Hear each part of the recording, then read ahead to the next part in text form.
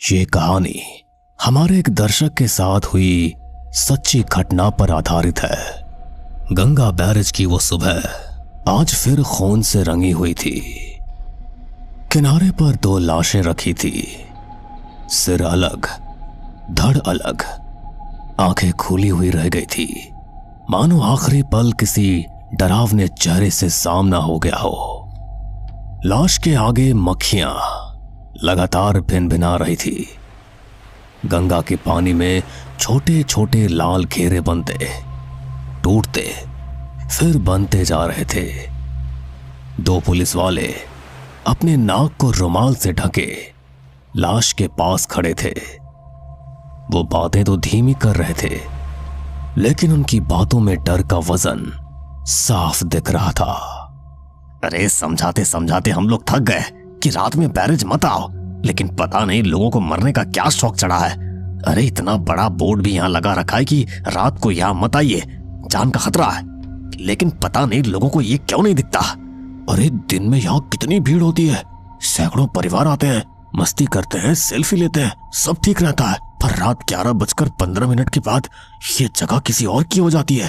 अरे वो तो मुझे पता है, लेकिन फिर भी क्यों लोग जानबूझकर मौत के पास आते हैं। गंगा बैरेज का रहस्य बहुत ही अनसुलझा था, लेकिन उसकी खूबसूरती और उसके चर्चे लोगों को उस ओर खींच ही लाते थे। और इस बार गंगा बैरेज कानपुर से कई किलोमीटर दूर ओडिशा में बैठे कुछ दोस्तों को बुला रहा था। अभी, प्रीति, श्वेता, सार्थक और आकाश, ये नाम थे उन पांचों दोस्तों के जो छत पर बैठे चाय की चुस्की ले रहे थे। सामने नमकीन का पैकेट भी पड़ा था, जिसे धीरे धीरे वे खा रहे थे। बीच बीच में ठहाकों का सिलसिला भी चल रहा था। उन्हें ठहाकों के बीच आकाश ने अभी से पूछा, तो भाई इस बार बर्थडे का क्या प्लान है? गोवा, मनाली या पूरी बीच? अरे इनमें से कहीं भी नहीं। अरे क्यों भाई, बर्थडे पार्टी नहीं देनी है क्या? अरे इस बार 21 का हो जाएगा तू, पार्टी तो भयंकर होनी चाहिए, ऑल नाइट होनी चाहिए। क्यों दोस्तों, इस बार पार्टी कानपुर में करेंगे, मस्त वाली और बिग वाली। कानपुर? हाँ यार, मेरे दादा दादी वहीं रहते हैं, कई साल हो गए उनसे मिले हुए, वो हमेशा मुझे बुलाते हैं। तुम लोगों को तो पता है ना, जब मैं 12 साल का था तभी पापा का यहाँ ट्रांसफर हो गया और हम सब ओडिशा चले आए। पापा ने कितना कहा दादा और दादी को कि हमारे साथ चलिए, लेकिन उन्हें तो वही मन लगता है, तो वो आए ही नहीं। कानपुर का आइडिया मस्त है यार, हम सब लोग नई जगह घूम भी लेंगे, तुम्हारे दादा दादी से भी मिल लेंगे और रोड ट्रिप भी हो जाएगी। और कानपुर की टिक्की चाट पहले दिन ही खाएंगे। मैंने एक रील्स में देखा था, बहुत ही टेम्पटिंग था यार वो। अरे देख ले बुक्कड़ को। वही मार्केट भी घूमेंगे, टाइम अच्छा गुजरेगा। दिन तय हो गया और फिर पांचों दोस्त निकल पड़े कानपुर की ओर। लंबी ड्राइव के बाद दोस्तों की टोली कानपुर पहुंची। घर के दरवाजे पर ही दादा और दादी टकटकी लगाए उनका इंतजार कर रहे थे, और जैसे ही पांचों वहां पहुंचे उनकी आंखें भर आई। उन्होंने सारे दोस्तों को गले से लगा लिया। इतना अपनापन, इतना प्यार देखकर रास्ते की सारी थकान दूर हो गई। 3-4 दिन उन्होंने पूरा शहर घूमा, हर एक नई चीज ट्राई की। इतनी सारी फोटो और सेल्फी सबने ली कि उनकी मोबाइल की गैलरी भरने लगी। हर दिन जब सारे दोस्त घूम कर आते, उसके बाद छत पर इनकी मंडली बैठती दादा और दादी के साथ, और शुरू होता किस्सों और कहानियों का सिलसिला। एक शाम की बात है, सभी लोग छत पर बैठे थे। दादी पास ही बैठी भुट्टा सेंक रही थी। तभी अभी ने दादी से कहा, दादी कल गंगा बैरेज चलते हैं ना, सब बोल रहे हैं वहां का व्यू बहुत अच्छा है। गंगा बैरेज का नाम सुनकर दादी के चेहरे का रंग उड़ गया, उनके होंठ डर से कांपने लगे। गंगा बैराज? अरे नहीं नहीं, वहां मत जाना, बिल्कुल मत जाना। क्यों दादी, हजारों लोग तो जाते हैं, प्लीज हमें मना मत करो ना, फिर न जाने कब आना होगा यहाँ। अभी ने दादी से ये बात इतने इमोशनल ढंग से कही कि दादी ने कहा, दिन में जाना हो तो जाओ, घूम लो, फोटो खींच लो, चाय पी लो, लेकिन याद रखना रात 11:15 के बाद इस जगह का नाम भी मत लेना, क्योंकि उस वक्त की हवा इंसानों की नहीं होती, वो किसी और की सांस होती है। उस वक्त जो आवाज उठती है वो सिर्फ सुनाई नहीं देती, वो तुम्हें अपनी ओर खींचती है। वो पुकार नहीं होती, वो पकड़ होती है। याद रखना, ये चेतावनी है। कहानी समझकर हंसोगे तो लौट नहीं पाओगे। ठीक है दादी, रात को कोई नहीं जाएगा। हाँ, सुबह ही चलेंगे। हाँ पक्का। दादी की बात को सबने सिर हिलाकर मान तो लिया, लेकिन सभी के जहन में एक ही सवाल चल रहा था कि आखिर क्या है गंगा बैरेज में? क्यों लोगों को रात के वक्त वहां जाने से मना किया जाता है? उसी रात की बात है। रात के 10 बज रहे थे। दादा और दादी तो गहरी नींद में जा चुके थे, लेकिन अभी की आंखों से नींद कोसों दूर थी। उसके सारे दोस्त भी जगे ही हुए थे। गाइस, छोटा सा नाइट ड्राइव करें, गंगा बैरेज के पास से होकर बस 20 मिनट का राउंड लगा ले। कोई कार से नीचे भी नहीं उतरेगा। ओए नहीं, पागल है क्या? दादी ने मना किया है ना। रात की हवा में ड्राइव का मजा ही अलग है। बैरेज के पास से निकलेंगे और वापस। चलो ना यार प्रीति, कुछ एडवेंचर हो जाएगा। अरे यही वक्त है, सड़कें खाली है। आखिरकार सभी लोग कार में सवार हुए। दरवाजा धीमे से बंद हुआ और कार गंगा बैरेज की ओर तेज गति से बढ़ चली। शहर की रफ्तार पीछे रह गई। आगे थी पेड़ों की लंबी परछाइयां और धुंध जो हेडलाइट से भी नहीं कट रही थी।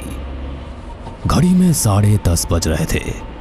गंगा बैरेज के पास वो पहुंचने ही वाले थे। सड़क जो अभी तक सुनसान लग रही थी वो मनहूस दिखने लगी थी, क्योंकि कुत्तों की रोने की आवाज लगातार आ रही थी। तभी एक पानीपुरी वाले के ठेले पर सभी दोस्तों की नजर गई। एकदम से उसे देखकर सभी लोग डर गए। वे सभी यही सोच रहे थे कि इतनी रात को ये पानीपुरी वाला यहां क्या कर रहा है, क्योंकि रात को तो कोई इस तरफ आता ही नहीं है। लैंप की हल्की पीली रोशनी में उसका चेहरा साफ दिख रहा था। आंखें बिल्कुल सफेद जैसे बिना पुतलियों के, होंठ गहरे काले और वो हल्की लेकिन रहस्यमयी मुस्कान। स्ट्रीट लैंप की पीली रोशनी उस पानीपुरी वाले को इंसान कम और किसी अजीब परछाई जैसा बना रही थी। ए रुक, एक प्लेट हो जाए। इस टाइम यहाँ? डर तो सभी के सीने में धड़क रहा था, लेकिन फिर भी उन्होंने थोड़ी हिम्मत दिखाई और पानी पूरी खाने के लिए उतर गए। अंकल, इतनी रात में यहाँ इस जगह आपको डर नहीं लगता?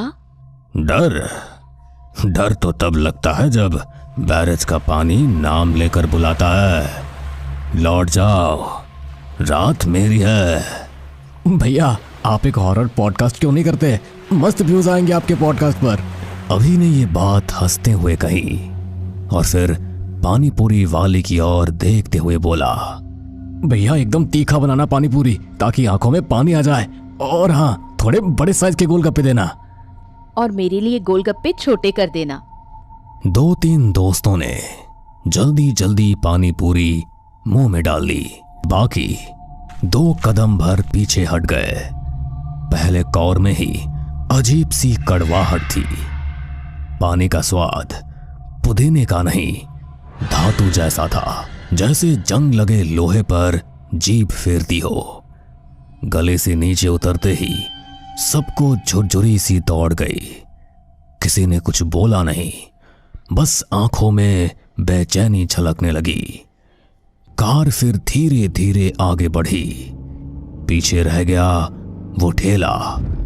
रियर व्यू मिरर में उसकी पीली बत्ती टिमटिमा रही थी। हर गुजरते सेकंड के साथ वो रोशनी और ठेला छोटा होता जा रहा था। पहले साफ, फिर धुंधला, फिर जैसे किसी धुंधली याद की तरह। अचानक जैसे किसी ने जोर से बुझा दिया हो, बत्ती एक झटके में गायब। सड़क पर चारों तरफ सिर्फ अंधेरा और जंगल की घनी परछाइयां। लेकिन गायब होने से ठीक पहले सबने देखा वो आदमी अब भी ठेले के पास खड़ा था। उसका चेहरा उसी बुझी हुई रोशनी में उभर रहा था। आंखें बिल्कुल सफेद, बिना पुतलियों के, होंठ गहरे काले जैसे जली हुई राख, और मुस्कान ऐसी टेढ़ी कि जैसे जबड़ा किसी और दिशा में खिंच गया हो। उसका शरीर हिल नहीं रहा था, बस धीरे धीरे, बहुत धीरे धीरे धुएं की तरह घुल रहा था। पहले उंगलियां गायब हुई, फिर हाथ, फिर चेहरा पिघलता सा मिट गया। आखिर में ठेला भी धुंध में समा गया। कुछ भी नहीं बचा, न रोशनी, न आदमी, न ही ठेला। कार के अंदर सन्नाटा पसर गया था, ऐसा जैसे कि किसी ने एक दूसरे की तरफ देखा तक नहीं। उसके बाद ना किसी ने मजाक किया, ना कोई हंसा। सब चुप थे, लेकिन सबने देखा था। हर किसी ने महसूस किया था कि अभी अभी उन्होंने इंसान की बनाई पानी पूरी नहीं खाई थी, वो किसी और चीज का न्योता था। अगले ही मोड़ के बाद सड़क किनारे एक लड़का और लड़की खड़े उन्हें मिले। कपड़े मिट्टी से सने, चेहरे पर कोई हाव भाव नहीं, जैसे पत्थर की मूर्तियां हो। सड़क की पीली रोशनी में उनकी आंखें शून्य में घूर रही थी, जैसे किसी का इंतजार कर रही हो। उन्होंने कार को रुकने का इशारा किया। भैया, हमारा घर आगे है, लिफ्ट मिल जाएगी। हाँ हाँ, बैठो ना, रुको मत। लेकिन दरवाजा अचानक खटाक से खुला। लड़का लड़की अंदर आकर पीछे बैठ गए, और उसी पल कार के भीतर की हवा बदल गई, जैसे किसी ने खिड़की से बर्फ के टुकड़े फेंक दिए हों। हर सांस धुंध बनकर निकल रही थी। अचानक प्रीति का मोबाइल धीरे से उसकी हाथ से फिसला और कार की फर्श पर सरका। प्रीति अपने फोन को उठाने के लिए झुकी, लेकिन जैसे ही उसकी आंखें नीचे पड़ी, वो वहीं जम गई। उसका चेहरा सफेद पड़ गया, होंठ कांपने लगे। इनके पैर तो उल्टे। क्या? कार में अचानक ऐसा सन्नाटा छा गया, मानो समय थम सा गया हो। इंजन की घरघराहट भी जैसे दब सी गई। किसी ने कुछ पूछा नहीं, किसी ने कोई हिलडुल नहीं की, लेकिन सबके दिल की धड़कन बढ़ गई थी। अचानक उन दोनों ने कार रोकने को कहा, और वे दोनों बिना कुछ बोले गाड़ी से उतर गए। उतरते वक्त लड़की ने अपनी लंबी ठंडी उंगली कार की धुंधली खिड़की पर घुमाई। एक सीधी रेखा नहीं, बल्कि उल्टी दिशा में, जैसे किसी बंद रास्ते का इशारा हो। और फिर झुककर उसने बहुत धीरे से कहा, आज रात कोई घर नहीं पहुंचेगा। उसके होंठ हिले, लेकिन आवाज सभी के कानों में गूंजने लगी। कार का इंजन कांपते हुए फिर से चल पड़ा। सड़क अब सीधी बैरेज की ओर जाती थी। पहले पानी की आवाज सिर्फ साथ चल रही थी, अब सामने से आ रही थी। वो आवाज लहरों की नहीं थी, वो भारी, घुटी हुई, थकी सांसों जैसी थी। बीच बीच में जैसे कोई गला फाड़ कर करा रहा हो। भाई जरा सा गाड़ी रोको ना, मुझे हल्का होना है। मैं साथ चलूं? हाँ चल। दोनों झाड़ियों के बीच गायब हो गए। घड़ी की टिक टिक कान में तीर जैसी लगने लगी।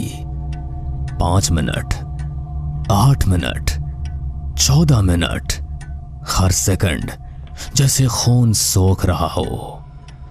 तभी झाड़ियों से सरसराहट हुई। सार्थक वापस आया, लेकिन उसकी चाल अजीब थी। कदम भारी, जैसे घिसट रहे हो। चेहरे पर मुस्कान थी, लेकिन जबड़ा टेढ़ा सा लगा। होठों के किनारे काला धब्बा फैल गया था। अभी उधर है, अमरूद तोड़ रहा है, कह रहा है बहुत मीठा है। ये क्या कह रहा है तू? पागल हो गया है क्या? तुझे पता नहीं अभी को अमरूद से एलर्जी है, और मीठा तो उसे बिल्कुल पसंद नहीं है। अचानक सार्थक का चेहरा पिघलने लगा। उसकी स्किन जैसे भीतर से खिसक रही थी। आंखों में खून के धागे फैल रहे थे। होंठ फटकर काले हो रहे थे। और फिर सार्थक का चेहरा उसी लड़के में बदल गया जो कुछ देर पहले उनकी कार से उतरा था।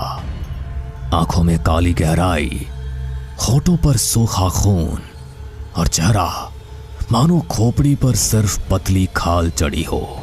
अब मीठा सबको लगेगा। बैरेज रात को सबको बराबर कर देता है।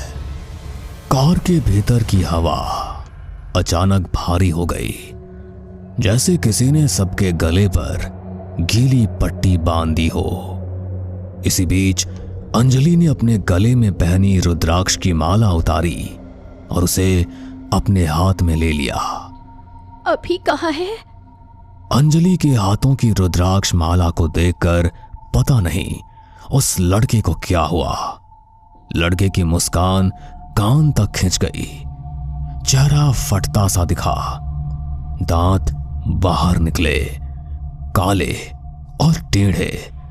उसने झाड़ियों की ओर इशारा किया। झाड़ियों में अभी पड़ा था। चेहरा नीला, सांस धीमी, उंगलियां बर्फ जैसी ठंडी। 2 लोगों ने बड़ी मुश्किल से उसे खींचकर कार में डाला, और तभी अचानक वो लड़की दिखी। वही लड़की जो इस लड़के के साथ थी। रेलिंग पर वो खड़ी थी। उसकी काली लटें हवा में बेतहाशा लहरा रही थी। आंखें लाल और गहरी, जैसे खून से भरी हों। चेहरा ऐसा जैसे पानी से निकला हो, लेकिन अब भी भीगा, टपकता। उसकी परछाई रेलिंग से नीचे नदी में भयानक दिख रही थी। तभी उसकी आवाज वहां गूंजी। दिन में ये जगह तुम्हारी है। रात 11:15 के बाद ये जगह मेरी है। लौट जाओ या चलो हमारे साथ। ये दृश्य देखकर किसी ने दरवाजा अंदर से लॉक कर दिया। किसी की सांसें उखड़ने लगी। मुझे किसी के रोने की आवाज बहुत पास से सुनाई दे रही है। जो भी सुनो जवाब मत देना, पीछे मत देखना। अचानक कार की खिड़कियों पर गीली हथेलियों के निशान एक एक कर उभरे, जैसे पानी के भीतर से किसी ने कांच थामा हो। फिर नाखूनों की खुरचन, धीमी लेकिन साफ। कार के भीतर की घड़ी 11:15 पर ठहर सी गई। फिर उन दोनों की आवाज एक साथ आई। रुद्राक्ष उतार दो। रुद्राक्ष उतार दो, उतार दो। किसी का कुछ नहीं उतरेगा। बहुत देर के बाद इंजन ने जैसे दम भरा। चाबी घूमते ही कार दौड़ पड़ी फुल स्पीड में। रेलिंग के साथ साथ कार दौड़ी। आवाज कभी आगे, कभी ऊपर, कभी इतने पास कि कांच पर धुंध बनकर उल्टे अक्षर उभर जाते। रात मेरी है। सामने मोड़ था, मगर सड़क एकाएक जैसे 1 इंच बाएं खिसक गई। अचानक ब्रेक जोर से दबे, टायर सड़क पर रगड़े और चीखने जैसी आवाज निकली। कार बेकाबू होकर बाएं मुड़ी और सीधे एक पेड़ से भिड़ गई। टक्कर इतनी जोरदार थी कि पूरा बोनेट चपटा हो गया और शीशे चटककर 1000 टुकड़ों में बिखर गए। 2 सेकंड के लिए कान फटने जैसी आवाजें गूंजी। उसके बाद सब कुछ थम गया। न इंजन की गड़गड़ाहट, न लोगों की चीख, बस एकदम सन्नाटा और चारों तरफ घना काला अंधेरा। अगली तस्वीर अस्पताल की थी। सफेद छत, दवाई की गंध और मशीन की बीप। अभी और सार्थक बेहोश, श्वेता की आंखों पर पट्टियां। बाहर ड्यूटी पर खड़ा कंपाउंडर बोल रहा था कि रात में कोई भी हादसा आम नहीं होता, लेकिन इस समूह का हादसा बहुत अलग था। शरीर ठंडे पर दिल धड़क रहे थे। खिड़की पर नमी में उल्टे निशान बार बार बन रहे थे। पूरे 7 दिन वे लोग अस्पताल में रहे और जब वे घर पहुंचे तो दादी ने दहलीज पर गंगा जल छिड़का। अब सीधा ओडिशा। रास्ते में कोई आवाज बुलाए, कोई नाम पुकारे, जवाब मत देना, पीछे मत देखना, बैराज का नाम रात में मत लेना। जी ठीक है, चलो। सुबह की पहली रोशनी में कार धीरे धीरे शहर से बाहर निकल गई। सड़क पर चारों तरफ सन्नाटा था। तभी सामने फिर वही पानी पूरी वाला ठेला दिखाई दिया, लेकिन इस बार कुछ अलग था। हवा शांत थी, पत्ते भी नहीं हिले। पानी पूरी वाले के चेहरे पर कोई मुस्कान नहीं थी। उसने बस एक छोटा सा कागज हवा में उछाल दिया। कागज उड़ता हुआ आकर सीधा कार की विंडशील्ड पर चिपक गया। उस पर लाल रंग से उल्टे अक्षरों में लिखा था, रात मत लौटना। जब कागज हटाया गया, ठेला गायब था। सड़क पर कुछ भी नहीं था। किसी ने एक दूसरे की तरफ देखने की हिम्मत भी नहीं की। सबने बस अपनी सीट को कस के पकड़ लिया। दिन ढलते ढलते वे सब ओडिशा अपने घर पहुंचे। शरीर थका हुआ था, लेकिन माहौल में अजीब सी शांति थी। अंजलि ने अपने बिस्तर के पास रुद्राक्ष की माला रख दी। आंख लगने ही वाली थी कि अचानक मोबाइल स्क्रीन पर एक अननोन कॉल आई। कॉल पर कोई नंबर या जगह साफ नहीं दिख रही थी। कॉल उठाते ही वही धीमी गीली सी आवाज कान में आई, अमरूद, अमरूद मीठा है, 11:15 फिर आएगी। अंजलि की सांसें ठंडी हो गई, पर उसने कोई जवाब नहीं दिया। कॉल अचानक कट गई। खिड़की के शीशे पर नमी जमा हो गई। नमी अपने आप उल्टे अक्षरों में बदल गई। गंगा बैरेज 11:15। अगली सुबह सूरज सामान्य था। गली में चिड़ियों की चहचहाट थी। दूध वाला आया। सब कुछ रोज जैसा लग रहा था, लेकिन अंदर से सबको पता था कुछ बदल चुका है। मोबाइल की कॉल लॉग में रात 11:15 पर एक एंट्री दर्ज थी। लोकेशन कानपुर लिखा था, लेकिन नंबर नहीं दिखा। रुद्राक्ष की माला हथेली में गर्म जलते अंगारे जैसी महसूस हो रही थी। अभी की दादी ने सबको समझाया। उनकी आवाज धीमी थी, लेकिन साफ। कुछ जगह दिन में सबकी होती हैं, पर रात को किसी और की। दिन में जाओ, सम्मान से जाओ, रात में नाम भी मत लो, यही नियम है और यही बचाव है। दोस्तों, कहानी यहां खत्म नहीं होती। गंगा बैरेज दिन में बिल्कुल अलग दिखता है। धूप में चमकता हुआ, हवा चलती है, पुल की रेखाएं तस्वीर जैसी लगती है।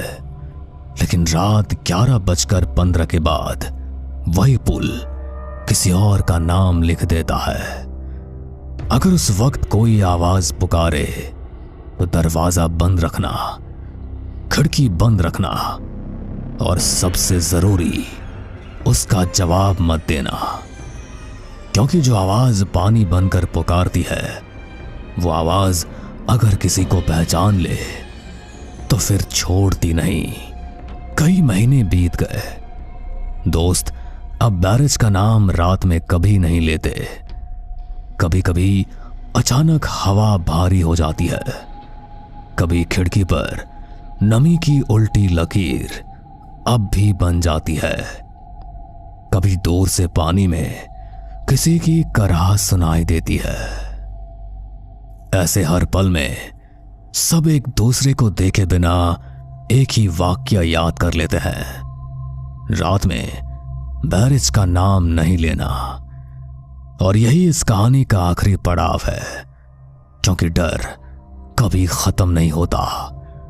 डर बस एक नियम सिखा देता है। दिन में शहर मुस्कुराता है, पर रात में नदी अपने नियम पर चलती है।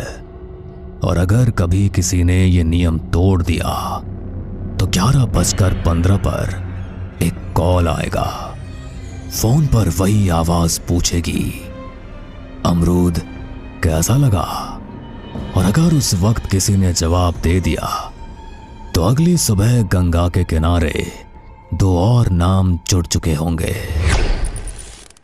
दोस्तों, अगर ये कहानी आपको पसंद आई हो तो हमें सब्सक्राइब करें, और आपके पास भी है कोई ऐसी ही डरावनी कहानी तो हमें ईमेल करें। हम आपकी कहानी पर भी वीडियो बनाने की कोशिश जरूर करेंगे।